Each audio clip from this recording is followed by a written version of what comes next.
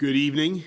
I'm delighted to be joined today by the Chief Scientific Advisor, Sir Patrick Vallance, and by Professor Peter Horby from the University of Oxford's Centre for Tropical Medicine and Global Health.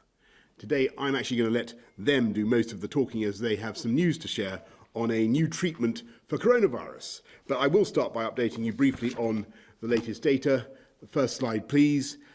We've had 6,981,493 tests for coronavirus carried out or posted in the UK. This includes 113,107 carried out or posted yesterday. Of those, 298,136 have tested positive, an increase of 1,279 cases since yesterday. The second slide shows the latest data from hospitals. 410 people were admitted to hospital with coronavirus in England, Wales and Northern Ireland on the 13th of June, and that's down from 438 a week earlier and down from a peak of 3,432 on the 1st of April. 385 coronavirus patients are currently in mechanical ventilation beds in the UK, down from 513 a week ago and down from a peak of 3,301 on the 12th of April. The third slide shows what's happening in hospitals across the country.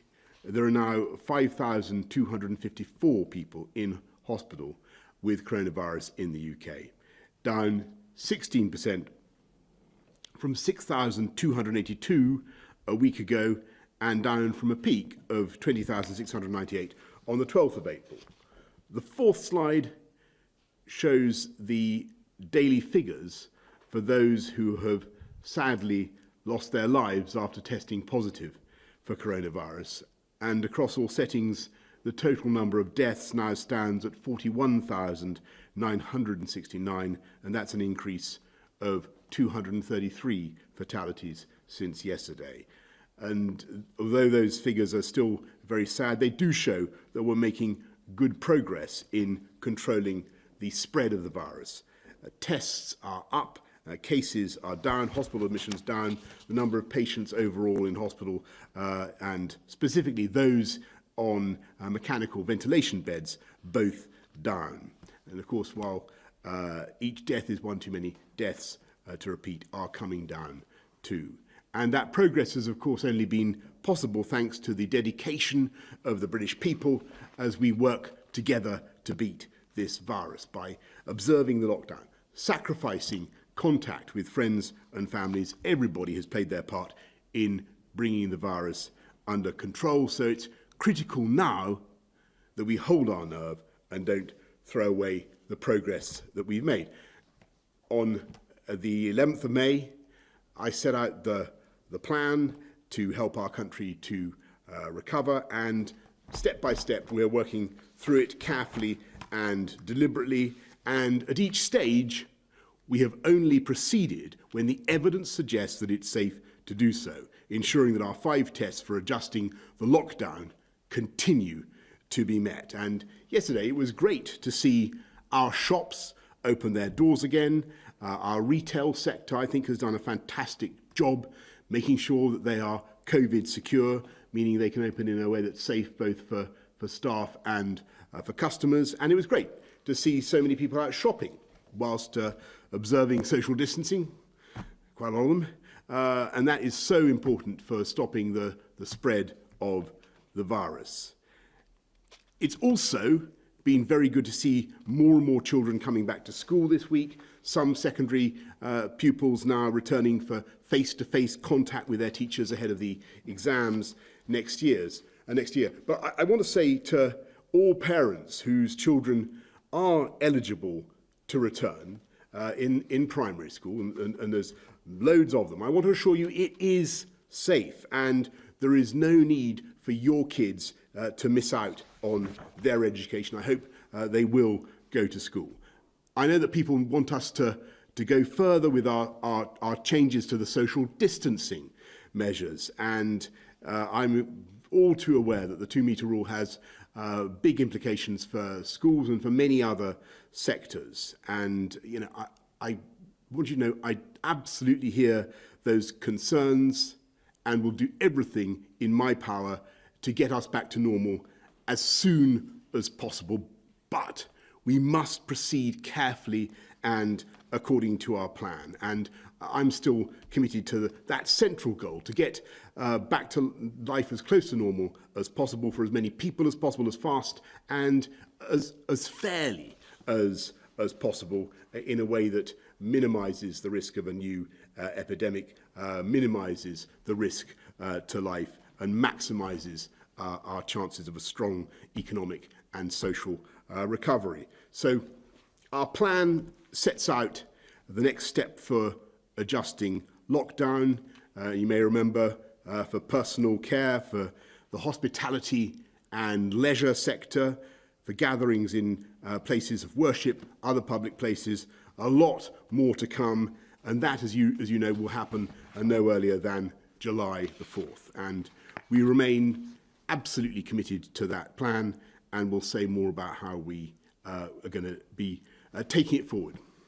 But today, there's other news, because the global efforts to find a long-term solution to the pandemic continue, whether that's through a vaccine or treatment. And I'm absolutely delighted that the biggest breakthrough yet has been made by a fantastic team of scientists right here in the UK. And I'm not really qualified to pronounce on this drug and its effects, but I'm going to ask Sir Patrick and Professor Horby to say more in a moment. But I am proud of these British scientists, backed by UK government funding, who have led the first robust clinical trial anywhere in the world to find a coronavirus treatment proven to reduce the risk of death. And I'm very grateful to the thousands of patients in this country who volunteered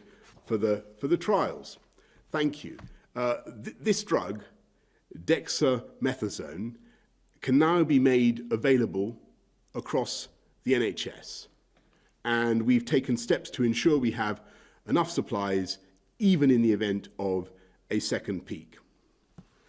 Of course, while the chances of dying from COVID-19 have been greatly reduced by this treatment, or significantly reduced by this treatment, they're still far too high. So we must redouble our research efforts, and we certainly will. But today, I think that there is genuine cause to celebrate a remarkable British scientific achievement, the benefits it will bring, not just in this country, but around the world. And I'll now hand over to Sir Patrick. Thank you very much, Prime Minister. So the way in which we find out whether drugs work is through clinical trials, and I think this is an extremely good example of a clinical trial that's been very well conducted, has had large numbers of patients enrolled across the UK, and Peter Horby, who has led the study, will say more about it in just a minute. It's called the Recovery Study, and I just want to send a few moments to sort of thank some of the people involved. I'd like to thank the investigators who have put this together and led it so effectively, all of the people in the NHS who've been part of actually making this happen. Of course, the funders who allowed this to happen, that's both the MRC and the National Institute of Health Research, NIHR. Actually, thank some of the other people involved behind the scenes as well, such as Jonathan Van Tam, and most importantly, the patients who volunteered to be part of this study. But rather than me talk about it, it's much more important to hear from Peter Horby, who led this and really has driven the whole thing through. Peter. Yeah, thank you very much. So I'm co-chief investigator of the recovery trial with Professor Martin Landry, and we've been supported by an absolutely fantastic team in Oxford and also across the entire NHS, because the trial has been implemented across all countries in the United Kingdom, more than 175 hospitals, with tremendous efforts by NHS staff who are under enormous pressure to actually talk to patients, tell them about the benefits of getting good clinical trial evidence to make sure we have the best treatments and getting them into the trial. And I think we've broken some records. So in 3 months, we've enrolled over 11,500 patients. So this makes it by far the biggest clinical trial in the world. and we've been testing 6 different drugs. A couple of weeks ago, we declared an answer on hydroxychloroquine, showing that in hospitalised patients it doesn't work. And this week, we've got some news on dexamethasone, which, as we've heard, is a steroid drug. It's an old drug. Some people would say it's a very boring drug. It's been around for 60-odd years. It's very cheap. It costs pounds, and overseas it costs pennies. And so we closed that arm of the trial on Monday, the 8th of June, because we had enrolled more than 2,000 patients on dexamethasone, and we compared them to 4,000 patients who had standard of care. And what we saw was really quite remarkable. So we've looked at different treatment groups, and the drug has a different treatment effect in different treatment groups. So in ventilated patients with COVID-19, the drug dexamethasone, so 10 days of treatment with that, which is a tablet or an injection, reduces the risk of death by about 35%. In patients on the ward who require oxygen and have COVID, it reduces the risk of death by about 20%. That covers about 75% of patients in the hospital who will receive a mortality benefit from using this drug. There's another group of patients who don't require oxygen but have COVID, and we did not see a benefit in those patients. So it's not a drug that you would use in the community or in outpatients or in patients on the ward who didn't have breathing difficulties. But in patients with breathing difficulties who require oxygen or ventilation, it really is showing quite a significant effect. And it's really important because the drug itself is very widely available. It's on almost every pharmacy shelf in every hospital. It's available throughout the world, and it's extremely cheap. So we've looked at the numbers, and if we treat 8 patients in intensive care with this drug, we'll save 1 life. And the total cost of treating all 8 patients is only about £40. So this is really, really remarkable, and we're extremely pleased with this result. We're continuing with the trial because we have still 4 other drugs in the trial. And what we hope is we can build on this very strong foundation with adding additional drugs and continue to bring down the case fatality rate. And so I think this is really good news that we've now got a treatment that almost every patient can take, and they will get benefit from it. Let me just add a couple of things to that. The important thing is this is the first medicine that's been shown to reduce death in any group with COVID, and that's the start of something. So it shows this is possible to do, and as other drugs get looked at, the hope is that they'll add on top of that, and you'll add beyond the 25 or 35% change that Peter's talked about. So this is the start of something important. It shows it is possible to reduce the inflammation and the outcome in patients with lung disease in hospital, and it's the start of other drugs which might be added on top of it to make an even bigger effect in due course, we hope. Thanks very much, Peter and Patrick. And we're going to go now to questions from the public. So can we go please to Trevor from Northamptonshire? With the World Health Organization and other countries opting to have a social distance of 1 metre, when will the government move from 2 metres to 1 to be in line with these countries?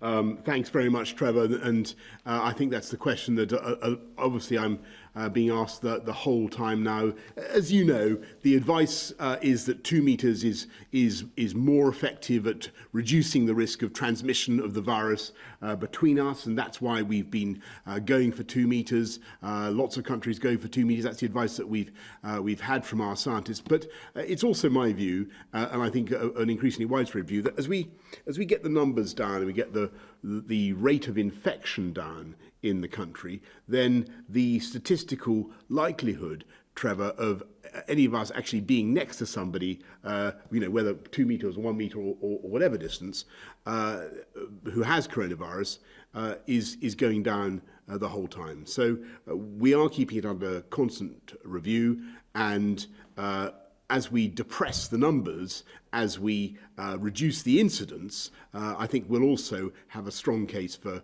reviewing those measures as well. And I hope to be able to do that, but I'm afraid to say we can't do it yet. We need to continue to make progress.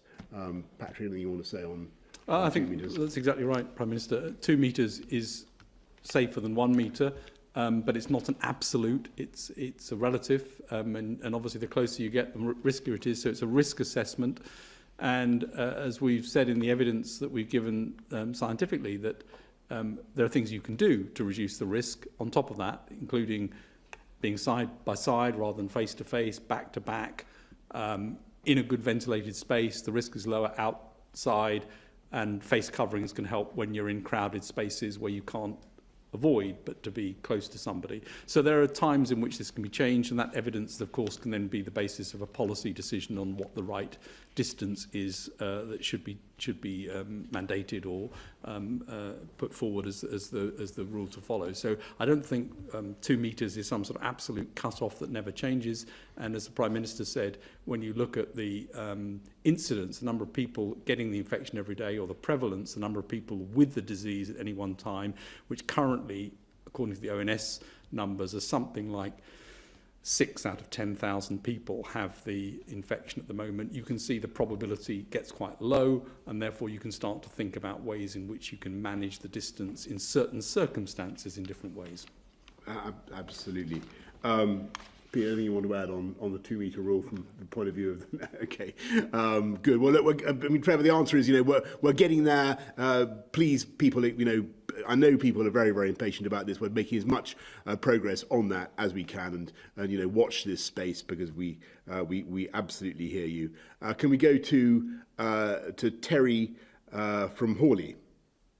And Terry says, the latest funeral advice and recommendations were provided on May the 18th. Can you provide an update to these, and have these been relaxed for mourners given the relaxations and easing of lockdown that have since taken place?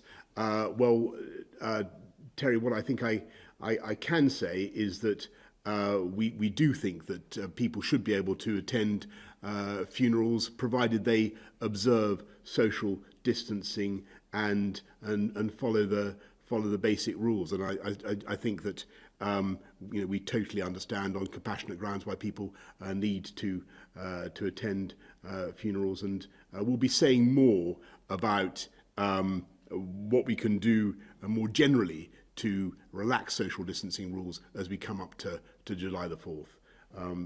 Patrick, anything you want to say more on funerals? Thanks very much, Terry. Can we go to Vicky Young of the BBC, please? Vicky.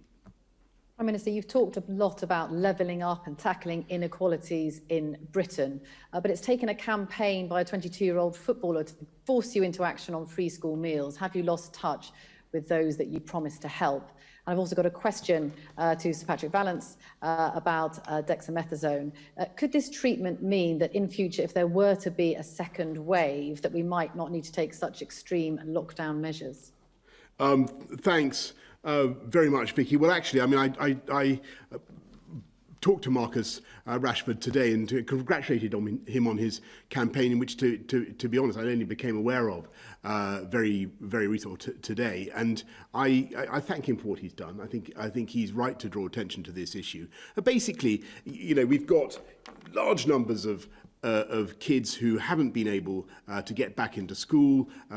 We've got a problem about getting kids back into the school in the way that we would want, for the reasons that people understand. Though actually there are lots of kids who could go back to school now who aren't going back to school, and I'd like to see that. I'd like to see that happen.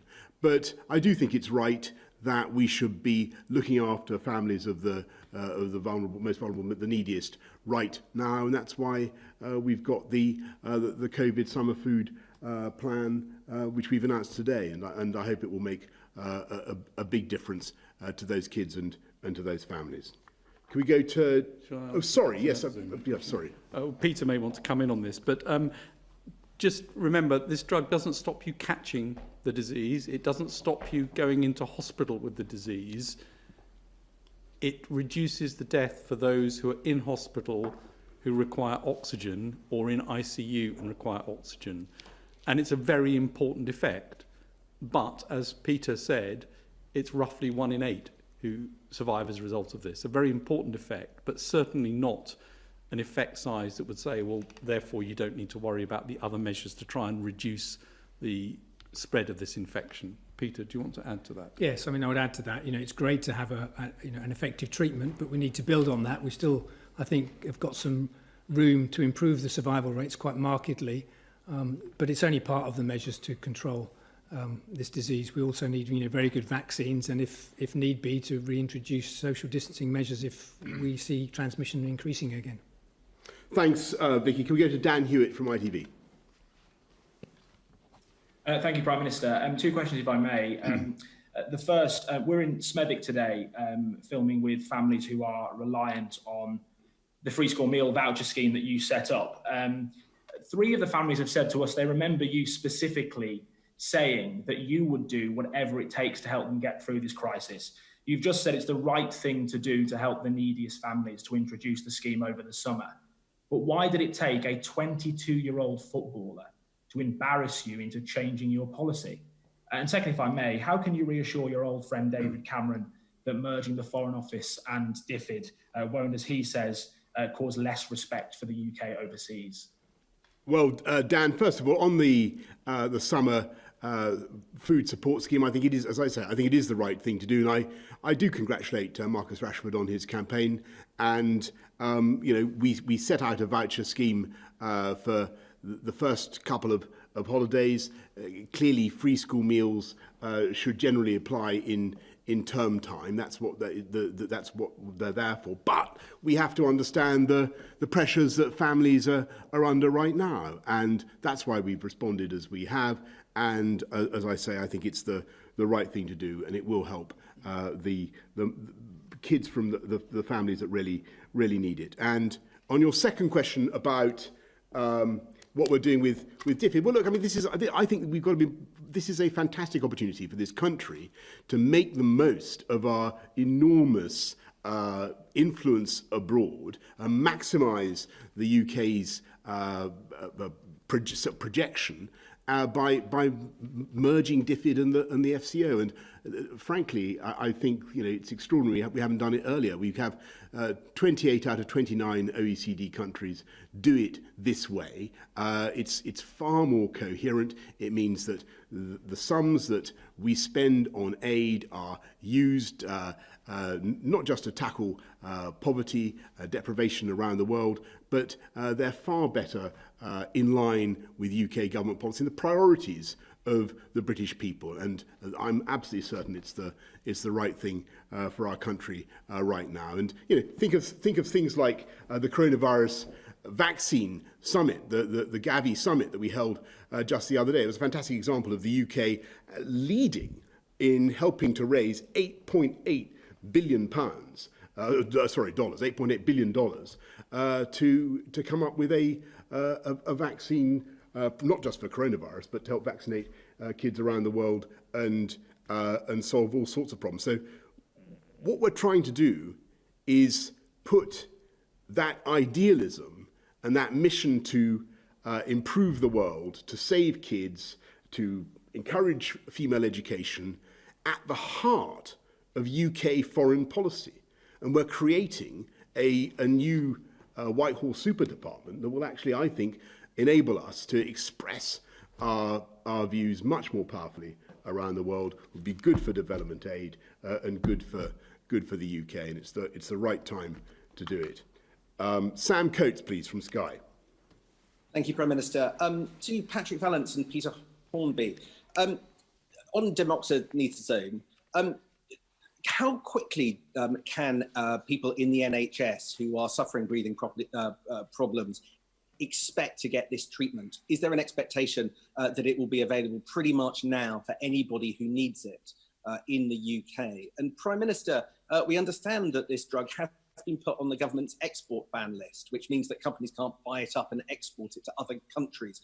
On the day that you've given a speech about global Britain, that doesn't feel very global Britain to me. Can you explain the rationale behind that decision?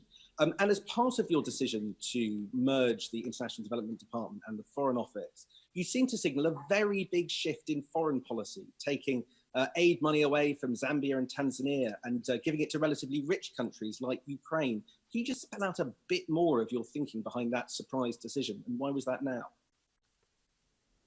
Well, first of all, on what you're saying about dexamethasone and the ban on exports, I'm not aware of that. Patrick, are you aware of any? I'll have to come back to you on that. Sam. But on your, it sounds. I mean, dexamethasone, as I understand it, is a drug that is produced around the world. I mean, and you know, perhaps Peter and Patrick might like to comment on this, but it's produced very cheaply in India. It's produced in Thailand. It's produced. I think it was first identified in 1957. A steroid. So you know, it's been around a long time. I'll have to come back to you on your suggestion that we've banned the export of dexamethasone. It sounds peculiar to me, but we'll certainly look into it. On your question about reprioritization of aid budgets, no, that's not what's happening. That's not what's happening. What we want to do is to make sure that we get better bang for our buck. The British taxpayer spends a huge amount on aid, and quite frankly, in my view, as somebody who observed things very close up, I'm a huge fan of what DFID has done. I'm a massive admirer of the dedication, idealism of our aid professionals. But what I want to see is greater integration of that passion and that commitment with our overall foreign policy objectives. And we can do that, and we can make much more difference around the world if we act as one global Britain with one focal point in the countries where we're represented, and we're represented obviously around the world, with the ambassador in that country leading and really conveying a single message from the United Kingdom about our priorities, whether it's female education or human rights or whatever it happens to be. And that is the way to get more bang for our buck. I passionately believe that it's the right thing to do, and this is the right time to do it. All the other countries are going this way, even if they previously had separate aid departments. They've been folding them in, and now is the time for us to create this really powerful, unified voice for international policy. I think there was a question for you, Patrick. Sorry. And I'm bringing Peter as well. But I mean, the first thing to say is dexamethasone is inexpensive, very widely available. And the really exciting thing about this study is not only that it works, but it means it can work across the world. This is a change of practice. It doesn't require complex manufacturing owned by one company that can't produce it in scale. This is a drug which can immediately be used across the world for this condition, and that's such an important thing. And your question was, what are we doing here? And the CMO will be issuing guidance to say that this should be used for clinical practice, and that's what I expect to happen shortly as he releases his guidance. So the idea is to get on with this, and certainly to try and make this as available as possible everywhere in the world, which is part of the excitement. I don't know, Peter, whether you want to add anything to this. No, I mean, it's of all the drugs in our study, it's the one that I'm most excited about and most pleased that we've got this positive result, because it's very stable. We know it extremely well. It's been used for 60 years. It's in the cupboards now. You know, the doctors can walk across to the pharmacy cupboard in 5 minutes and they can prescribe it. They know how it works and they know it's going to help. And so it can be done this evening. It's fantastic. Thanks very much. Jason Groves, Daily Mail. Thanks, Prime Minister.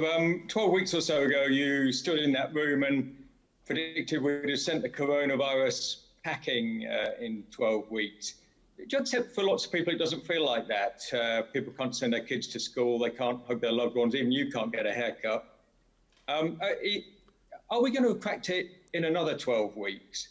And can I ask on a personal note how Wilfred is getting on? Is he keeping you awake at night? Has he seen his grandparents yet? Well, look, Jason, look, first of all, actually what I said was that we were going to turn the tide within 12 weeks. That's what I don't hesitate to correct an illustrious correspondent such as yourself. But I said we would turn the tide, and I really think we did. Within 12 weeks. If you look at where the disease is now, we went through the peak. We've flattened the sombrero, whatever I said we were going to do. We did that. I think that as a result of the actions that the British people took, we saved many tens of thousands of lives at the least, and we're coming through this. Of course, it's a very difficult time for this country, but we are coming through it. And yes, I do think that we're now starting to see with, drugs like dexamethasone, the idea that perhaps you could combine that with, with other things. We're seeing the first chink of light, which I was perhaps a bit dubious about.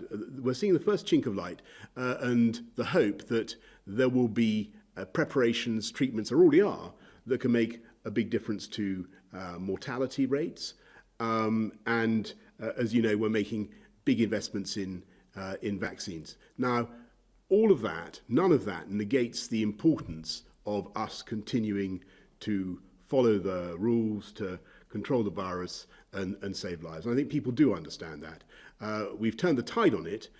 We haven't yet finally defeated it. And that is the reality that we have to face. I think people do accept that, but I also think people are absolutely resolved to defeat it. And I can assure you, Jason, that we will. And as for your other question about Wilfred, well, I never normally comment about these sorts of things, but it's all fine so far. Thanks, Jason. All doing well. Was that? I think that was Jason's only question, was it? I think. There are no scientific questions there.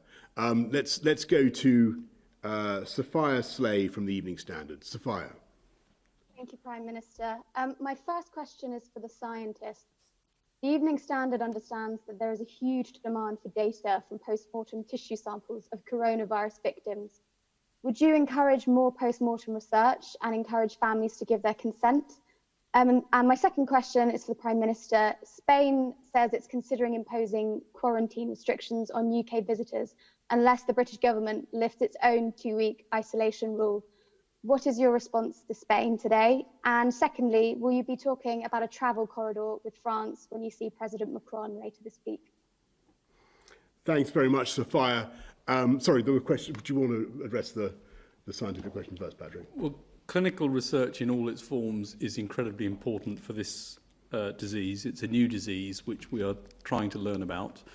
I think the example of the recovery study, which Peter and Martin Landry have led so effectively, is an absolute landmark in understanding where something could make a difference. And clinical research in all its forms can involve taking blood samples, it can involve taking tissues in order to understand what's happened to the tissues to pick up virus.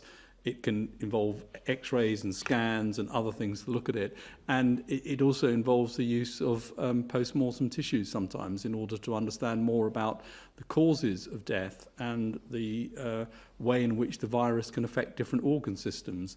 And so that is an important part of understanding this disease and has always been an important part of understanding new diseases, understanding old diseases better, and trying to make sure that the treatments are therefore targeted in the right way. So post-mortem research is an important part of the research system, but there are many, many other parts as well.